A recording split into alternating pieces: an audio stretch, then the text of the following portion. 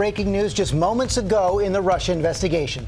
Roger Stone, you see him right there. President Trump's longtime political advisor, former campaign aide, has been arrested in Florida, charged by special counsel Robert Mueller with obstruction, witness tampering, making false statements to Congress, all connected to what he knew about the hacking of Hillary Clinton's emails during the 2016 campaign and what he told the Trump campaign about those leaks.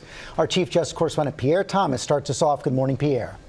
George, good morning. That's right. Roger Stone, longtime associate and sometimes informal Trump advisor, was arrested overnight in Fort Lauderdale and charged with 7 federal felonies: obstruction of an official proceeding, 5 counts of making false statements, and 1 count of witness tampering. George, much of this appears to be about WikiLeaks, which obtained hacked information about the DNC and Clinton campaign chairman John Podesta, and then released the documents during the 2016 campaign.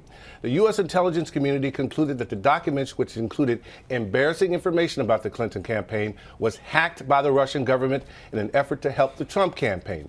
According to the charges, in the summer of 2016, Stone spoke to senior Trump campaign officials about WikiLeaks and, quote, information it might have that would be damaging to the Clinton campaign.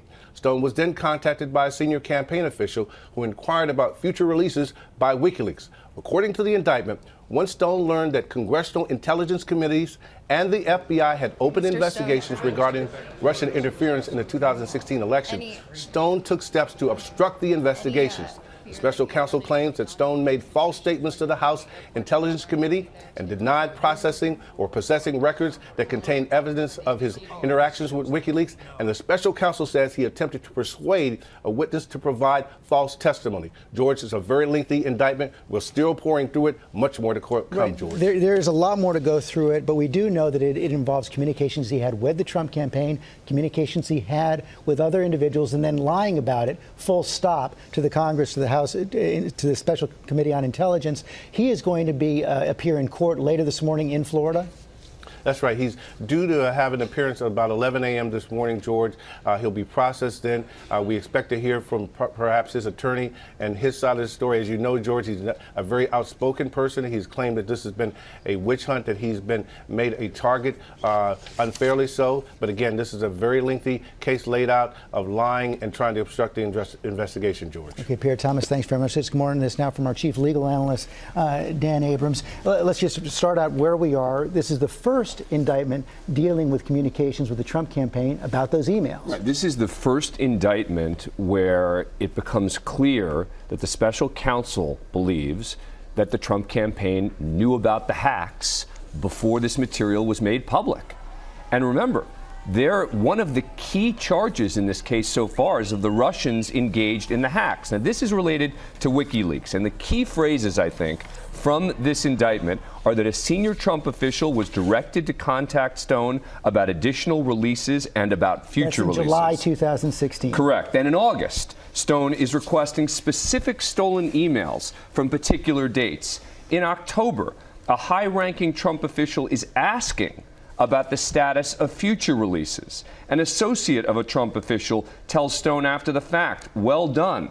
And one of the charges here is false and misleading statements about communications with the Trump campaign, and that he spoke with multiple people in the campaign about what he learned. That's the point I wanted to get to. We don't know who all these individuals are yet. This will come out as we continue our digging over the course of the day. But multiple people in the Trump campaign knew about what Stone was doing. He was in contact with them. That's right. But the most important point to me is, who was he talking to before anything was released? If you want to talk about lying to people in the Trump campaign, lying about conversations you had with people in the Trump campaign after this was released, that's very different in terms of the big picture than who in the Trump campaign knew that this stuff existed before it was released. And it's important that we go back and look at the big picture here. From the day after, basically, President Trump was elected, he and others on his campaign said, I asked him point blank at that press conference in Trump Tower, did you or anyone on your campaign have any contact with Russia?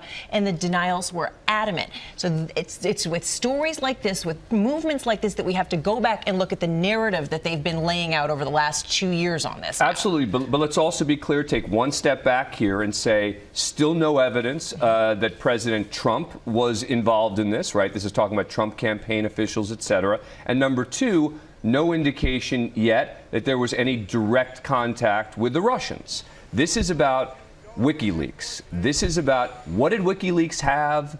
How did they get it? When are they going to distribute it? Now, we know from previous indictments, though, that Mueller is going to make the contentions that WikiLeaks got the information from Russian intelligence. Correct. But you're still you're now one step away, which is an important distinction between Trump campaign direct relationship with Russians and Trump campaign knowing about WikiLeaks. Well, one thing this also does seem to set up, if we now have to look at what these other multiple Trump campaign officials said when they were interviewed, assuming they were interviewed by the House Intelligence Committee, by the Senate Intelligence Committee, did they tell the truth? That's the critical point here, which is we know that there are multiple Trump campaign officials mentioned in this indictment. Many of them, if not all of them, have been questioned by the special counsel. Did they tell the truth? Because the special counsel now clearly believes that they know what happened. And again, to that point, lots of documentation in here. Lots of documents. And that's one of the things that Stone is charged for, by the way, is lying about what documents he has and didn't have. Because he denied he had records, denied he had documents, and then the special counsel comes forward and says, we know you have these documents. We know you have these records. And that's one of the charges he's facing here. Okay, we're going to stay on this all morning long. Dan Abrams, thanks very much. Still waiting to hear what the president has to say as well. Hi, everyone. George Stephanopoulos here. Thanks for checking out the ABC News YouTube channel. If you'd like to get more videos, show highlights, and watch live event coverage, click on the right over here to subscribe to our channel. And don't forget to download the ABC News app for breaking news alerts. Thanks for watching.